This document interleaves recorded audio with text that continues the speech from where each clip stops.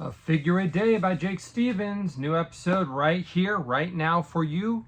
I'm opening one Star Wars action figure each and every day, and today we are jumping back to Season 3 of The Mandalorian. So this was VC 358. This was a deluxe offering.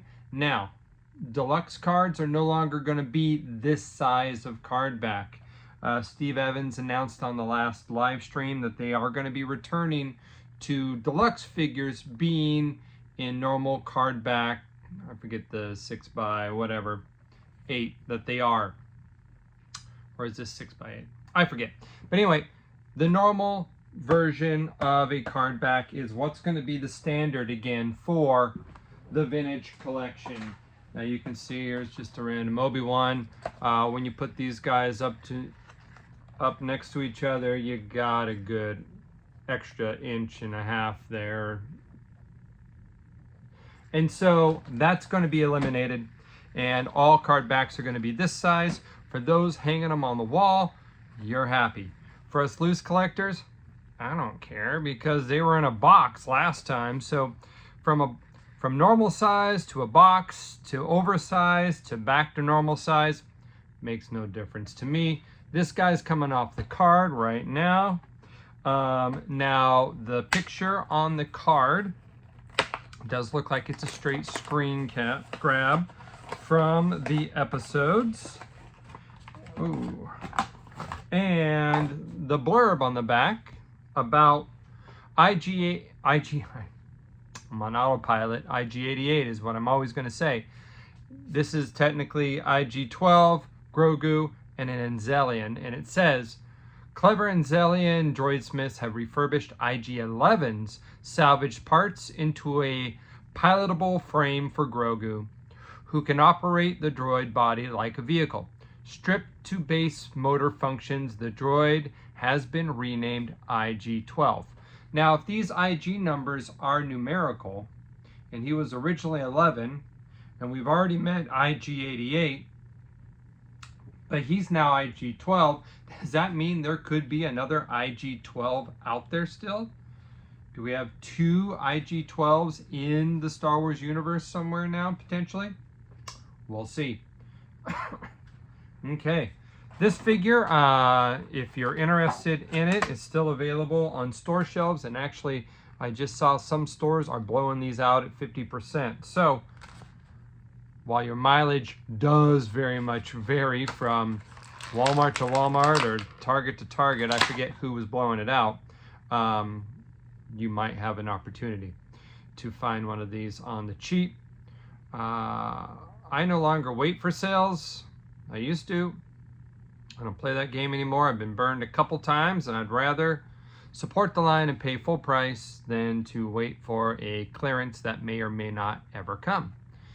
Now, for all intents and purposes, this is, I do like that he's got multiple articulation on the head. So his very top spins, but his middle area spins as well on his head. But this is a vintage collection, so it's going to be highly articulated. I believe this is the same mold from arms, legs, and head as IG-11, with the chest getting a hollow out retool here to allow for the figures to pilot it. So what does he come with? This is technically a 3-pack, I guess, because these guys, we call them accessories. Could be 3 accessories. I typically don't count living creatures as accessories when I'm doing like checklists and stuff. He comes with this blaster. I cannot recall him using this blaster. Granted, I'm overdue for a season 3 rewatch of Mandalorian, so he very well may have, but this is very much a blaster that's similar to what IG-88 had. I think IG-88's was a bit longer, but same style. I'm not going to say he holds it superbly because he's just got these wire thin fingers. I'm sure I can play with it a little bit more. He does have like what looks like a little trigger finger in there that could probably get inside here, but That's a little too complicated for this video. He comes with a Grogu. Let's see, does Grogu have articulation? I believe he does. His head swivels and both his arms come out.